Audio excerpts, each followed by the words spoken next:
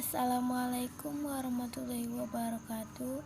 Nama saya Emilia Sari dari jurusan Hukum Ekonomi Syariah kelas 1C. Saya akan menjelaskan tentang materi paragraf. Sebuah kumpulan dari kalimat-kalimat yang berisi tentang satu ide pokok atau gagasan utama. Sebuah paragraf yang baik akan memberikan bantuan pembaca serta penulis dalam membuat artikel yang baik serta memperbaikinya.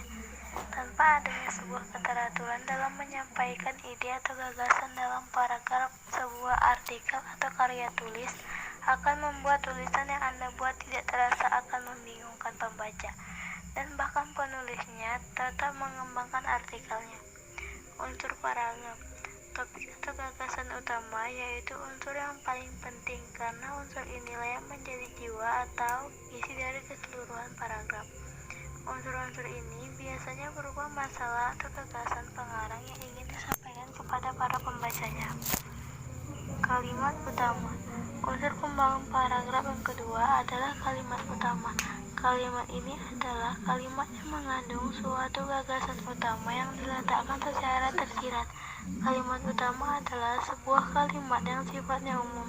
Hal ini dikarenakan supaya dapat dikembangkan kembali dengan kalimat-kalimat penjelas.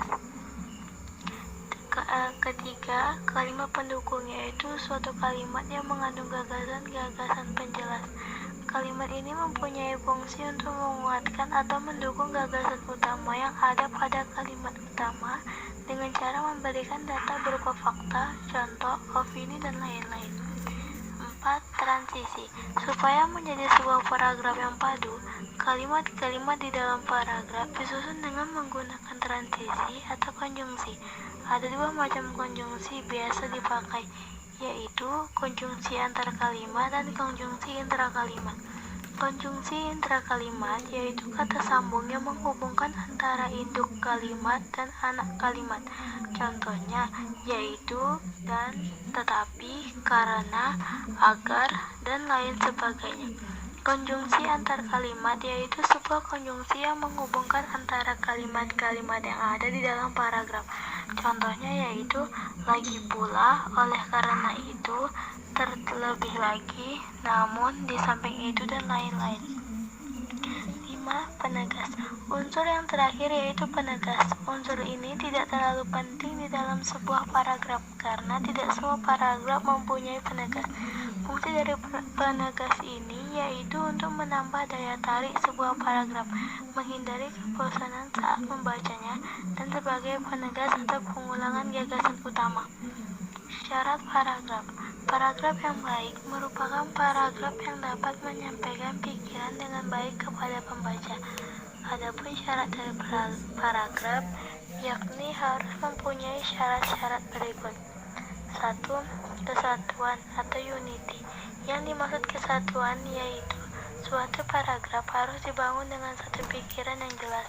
Satu pikiran tersebut diuraikan ke dalam bentuk pikiran pokok dan beberapa pikiran jelas. Hubungan pikiran yang satu dengan pikiran lain menandakan bahwa paragraf tersebut sudah mempunyai kesatuan. 2. Kepaduan atau koherensi. Kepaduan terwujud dari hubungan kompak antar kalimat pembentuk paragraf. Kepaduan yang baik terjadi jika hubungan timbal balik antar kalimat wajar dan mudah dipahami. Ada beberapa cara supaya paragraf mempunyai kepaduan yang kompak, yaitu dengan memakai kata ganti, kata penghubung, serta perincian dan urutan pikiran. 3. Kelengkapan. Suatu paragraf dikatakan lengkap jika berisi kalimat-kalimat penjelas yang cukup untuk menunjang kalimat pokok. Fungsi paragraf berfungsi untuk mengekspresikan gagasan dalam bentuk tulisan dengan memberi suatu bentuk pikiran dan perasaan dengan serangkaian kalimat yang tersusun secara logis dalam suatu kesatuan. Berfungsi untuk menandai peralihan gagasan baru baik garangan yang terdiri beberapa paragraf. Ganti paragraf berarti ganti pikiran juga. Berfungsi untuk memudahkan dalam pengorganisasian gagasan bagi yang menulis dan memberikan kemudahan pemahaman bagi pembacanya. berfungsi untuk memudahkan dalam pengembangan topik karangan ke dalam satuan unit pikiran yang lebih kecil. Berfungsi untuk memudahkan dalam pengendalian variabel, terutama karangan yang terdiri dari beberapa variabel.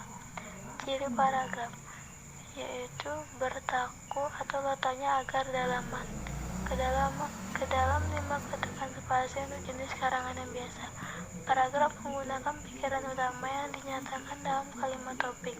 Kalimat topik dan selebihnya adalah kalimat pengembang sebagai fungsi penjelas, menguraikan ataupun menerangkan pikiran utama yang terdapat dalam kalimat topik. Paragraf menggunakan pikiran jelas yang dinyatakan dalam kalimat penjelas. Jenis paragraf. 1. Paragraf deskripsi.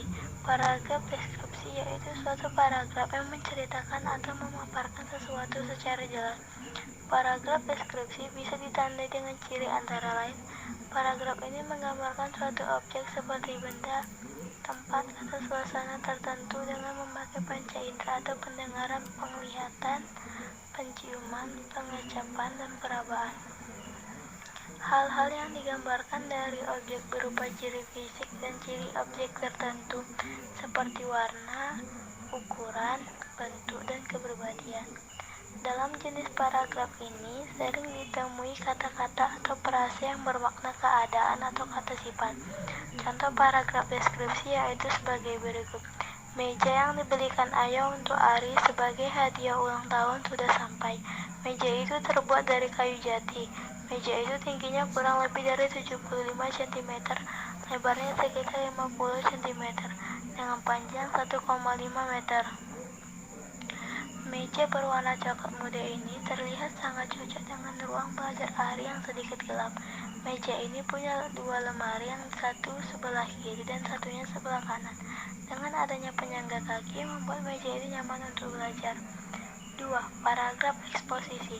Paragraf eksposisi yaitu suatu paragraf yang memaparkan cara atau petunjuk supaya pembaca memahami bacaan dengan jelas.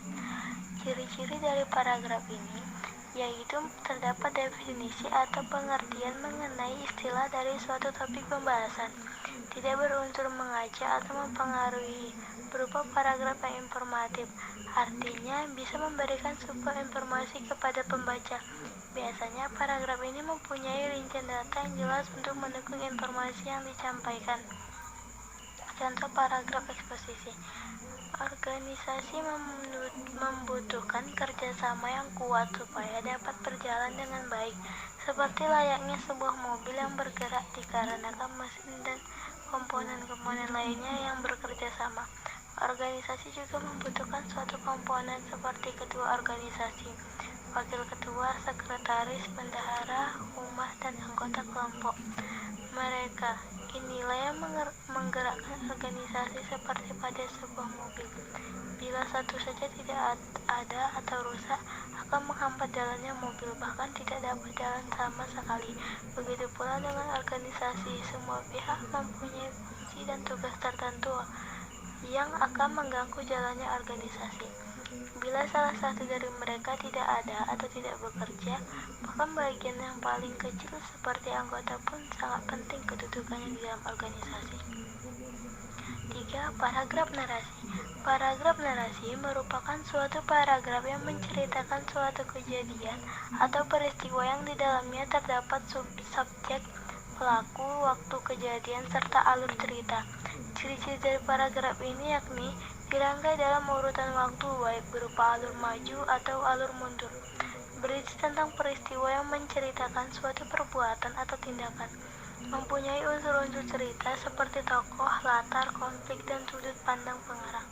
Pada paragraf ini, ciri yang paling mudah ditandai yaitu terdapat cukup banyak kalimat langsung, serta penulisannya mempunyai gaya yang kreatif dan berestetika sehingga bisa membuat bacaannya semakin menarik.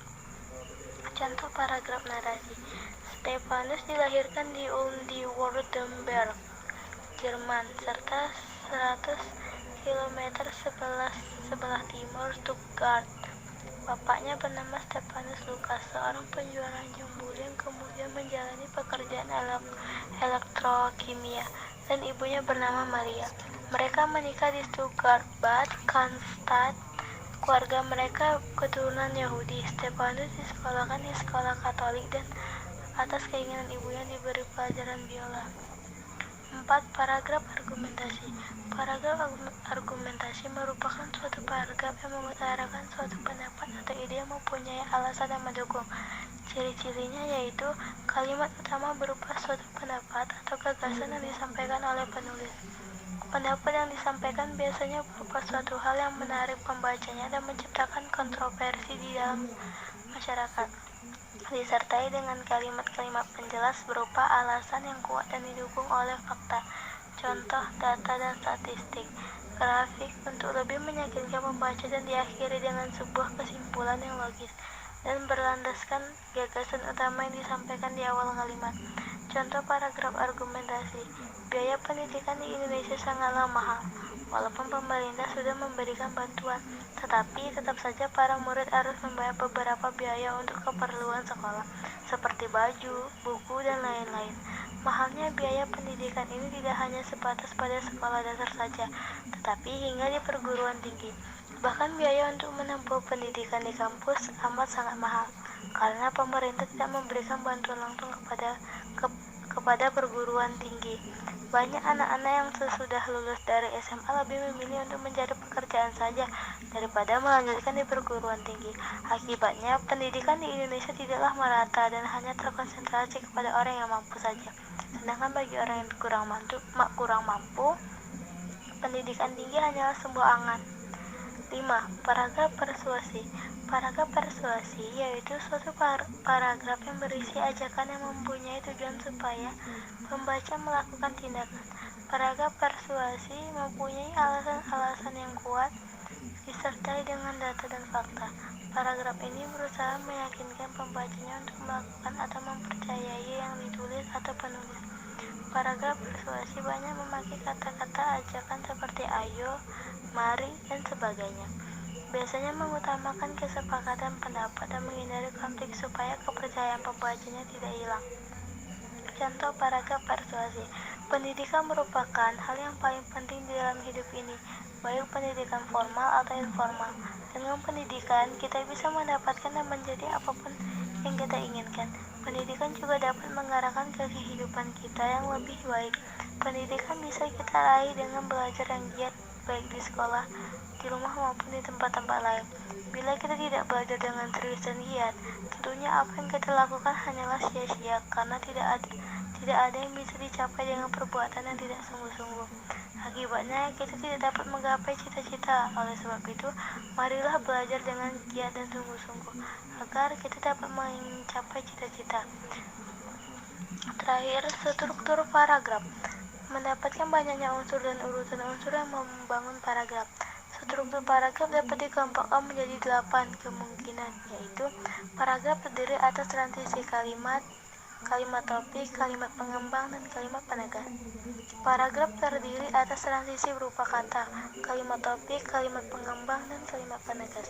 Paragraf terdiri atas kalimat topik, kalimat pengembang, dan kalimat penegas. Paragraf terdiri atas transisi berupa kata, kalimat topik, dan kalimat pengembang. Paragraf terdiri atas transisi berupa kalimat, kalimat topik, kalimat pengembang. Paragraf terdiri atas kalimat topik dan kalimat pengembang. Paragraf terdiri atas kalimat pengembang dan kalimat topik.